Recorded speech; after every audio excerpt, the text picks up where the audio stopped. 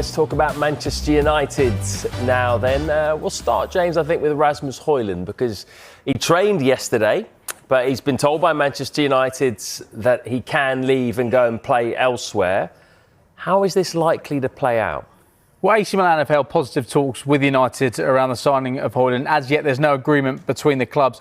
Hojlund himself has still yet to decide if AC Milan is the right move for him or any move whatsoever is the right thing for him to do, because he's spoken frequently over the course of pre-season about wanting to fight for his place at Manchester United. We understand Milan are speaking to Hojlund's representatives to find out if he'll be open to joining Manchester United before proceeding with trying to thrash out a deal with United. Milan would prefer a loan with an option to buy. United would want to do a permanent deal, or at least have a permanent element attached to a loan deal. We understand they consider offers of around £40 million. For what it's worth, what I think United would have loved to do if they weren't in a financial situation where they need to recoup money in terms of sales, is give him the opportunity to go out on loan somewhere this season, because there is a real player there. We've not quite seen it in terms of goals, but there have been glimpses that this is a striker that could go on to be a really, really top striker in Europe. There's a reason why United signed him 2 years ago for around £70 million, because they've seen the potential there. That potential is still there, and actually he's excelled in European competitions, did really well in the Champions League the season before last. You just think, if he has a year playing at a club like AC Milan and then comes back to United, United readdress the situation. If United are in Europe next season, maybe they will need two strikers in the form of Šeško and Rasmus Hojlund. I think there would be regrets if he goes permanently, because I do think he will go on and be a superstar somewhere else. I know that's a bold claim based on what he's done at the 2 years at United, but I do think there's a player there. There's not many number nines, as we've learnt in this transfer window. That is why it costs so much to sign proven number nines. I do think he needs a year of football where he is the number nine, which he won't be given this season at United. But I do think, because of the situation United are in, having spent more money than they probably thought they would heading into this transfer window, there does need to be one or two big sales just so they can stay within the rules when it comes to profit and sustainability. Because yes, the deadline is the 30th of June next summer to fit within the rules, but clearly this is the best window for sales, because you don't want to be leaving it until January, and you do not want to be leaving it until the start of next transfer window to get your business done before the 30th of June, when every club knows that you need to make sales to fit within the rules. Yeah, and well, that's the issue for Manchester United. It's not just Hojlund, is it? There's a number of players, including, of course, Jadon Sancho, who they're still trying to find a home for. He doesn't seem like he's got a future at Manchester United, but what are his options at the moment? It looks like there's a few options on the table, nothing concrete as of yet as things stand. It'd be nice when we don't have to talk about Jadon Sancho's future anymore, won't it? Because it feels like it's been a saga that's dragged on ever since he's been at Manchester United.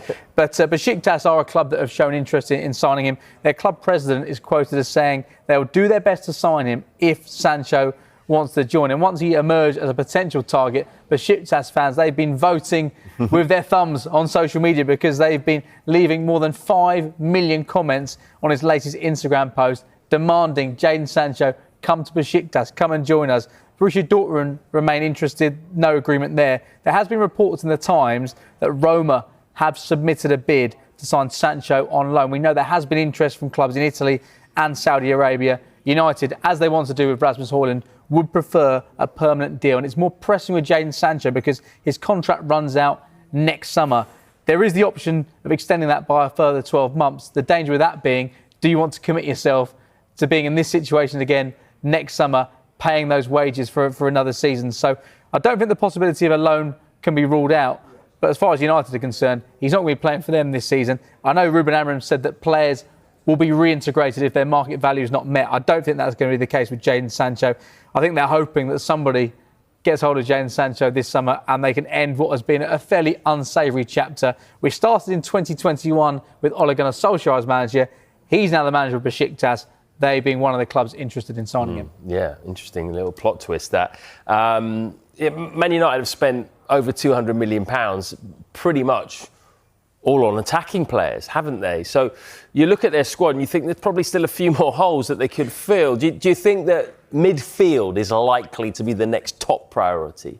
It looks like that would be the next thing on the list for United. Christian Eriksen departed in the summer, at the end of his contract. So there's a space in the squad for him. Clearly, Casemiro, how much has he got left in the tank? He actually showed a bit of a renaissance at the back end of last season when it did look like potentially his time at the very top level would come to an end. But he did well to put himself back into contention. For United, the priority is sales, but if they can get themselves in a situation where they know they're going to make the sales, then if a market opportunity presents itself to sign a player like Carlos Baleba, then they will look to act upon that. I do think this is a really, really difficult deal for United to do. I don't think at this moment in time it's going to be possible for United to do that. A, because they are struggling right now to get the money they need to be compliant and ensure they're well set to go after another player, because they've still got the likes of Alejandro Garnacho, Jadon Sancho, Antony still there, Tyrell Malacia too, and Rasmus Hojlund. They need to have sales before they can really attack a real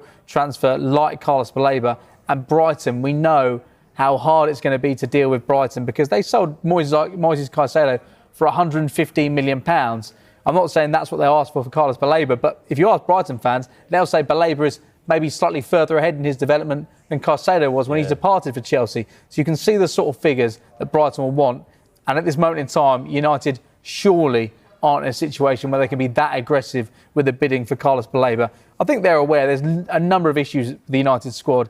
Centre midfield, goalkeeper, but in one transfer window, you can't completely revolutionise the squad, because, yes, you can buy players, getting rid of players is very difficult as well. So they won't be able to do it all this summer, but if they can get some money with sales, and they can do pretty much most of it. Gianluigi Donnarumma, who was a key part of the Paris Saint-Germain club, finally getting their hands on a Champions League trophy this year. But could Italy's number one be on his way to the Premier League this summer? Former England goalkeeper David Seaman is a big fan of Donnarumma, who effectively has been told he has no future at PSG. And Seaman has highlighted two clubs who he feels would really benefit from getting his signature. He's proven how good and how important he was, especially last season when you saw some of the saves that he made even against Arsenal in the Champions League. You know, he was the reason that they got through, and then you go to the final and he has a fantastic game there. You know, so yeah, I would imagine that Manchester United, maybe Chelsea, would be really looking hard at that, because you're adding quality to your team. He's shown what he can do, and he's fantastic at it. You know, you're getting a goalkeeper that's proven quality at the highest level as well. You know, because we also saw how he broke England's hearts in the Euros as well. So David there name-checking Manchester United and Chelsea. As for Manchester United, we do know that they want to upgrade in the goalkeeper department. There's reports that they tried to sign Emi Martinez on loan from Aston Villa. Aston Villa very swiftly turned that down. But for United, they simply can't afford, you'd think right now, to be paying sizable wages. They've been stung in the past when they've done that, with the likes of Antony, Jadon Sancho, we've just spoken about as well. But you would think all clubs right now in the Premier League would be looking at this situation with one eye, thinking, can we make the numbers work? Because he will make a huge difference to whichever club he joined, based on what he did in particular in the Champions League last season. But that's the thing, though, isn't it? I mean, you might have to pay a lot of wages, but because PSG have let it be known that he's surplus to requirements, surely a lot of clubs are looking at that and saying, well, we can get him for a real cut price fee, because we know he wants to go, and we know that PSG don't want him. And for PSG, they do not want to be in a situation like they were last time with Kylian Mbappe, where you invest so much money in the player only to see them leave for absolutely nothing. And he's on such significant wages there, it's going to cost them millions, more than £10 million his wages up until the end of May, June, when his contract expires. And it looks like he's going to be training on his own. He's not even going to be on the bench. That's a lot of money to spend on a player not doing anything whatsoever for you. In France, they call it the loft. He'll be training in the loft with the bomb squad. There's a few players there right now as well. PSG don't want to let him go for free. So, yes, there would be a cut price option there, you'd think, and clubs will be looking at what they can do in the final days of the transfer window, because as the days tick down, that fee that PSG will want, it'll be there right now, but a few days' time it'll be right down the bottom there. But there is the wages to consider, but you can understand why every club is looking at this right now, thinking, if we can get him in, then this could change our season from a good one into a really, really good one. The potential sale of Alejandro Garnacho from Manchester United to Chelsea has run into difficulties, with two clubs well apart in their valuations of the player. The 21-year-old is one of 5 players United told could leave the club this summer, but little progress has been made in the way of his departure. The most likely route would appear to be Chelsea, who took Jadon Sancho from United in a similar transfer last year. But negotiations between the two clubs have not been easy, with £20 million separating their valuations of the player. According to The Telegraph, United are holding out for a figure of £50 million, while Chelsea believe the player's value is closer to £30 million. The London club are pointing to a bid of that amount made by Bayer Leverkusen in January as their reference. As such, there is an impasse with either Chelsea having to raise their bid or United having to lower their asking price. According to transfer expert Fabrizio Romano, Garnacho has told the United hierarchy that it is Chelsea or bust. Romano told Dern, "The message coming from the player is, Chelsea or nothing. Chelsea or I stay here and I don't play football for the next 6 or 12 months." Romano also said that Chelsea offered United Christopher Nkunku, Nicholas Jackson, Axel Disasi, and Renato Vega in a swap deal as part of their efforts to get the move over the line. However, head coach Ruben Amorim has said the United board has a set price for each of the wanted 5 players, and if that is not met, then they are going nowhere. That is not the case because there are different reasons for the players wanting to leave, Amorim said earlier in the summer. Some players have to find a new place to have space in the team. Other players show they want a new challenge and a new team. We are just allowing these players to think and decide. If they reach a point where they will have to join the team, they will join because they are our players.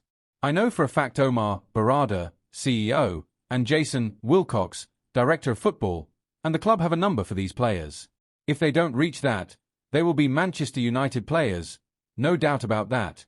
I understand other clubs are maybe waiting for the last minute, but they can have a surprise. I'm ready to receive the players.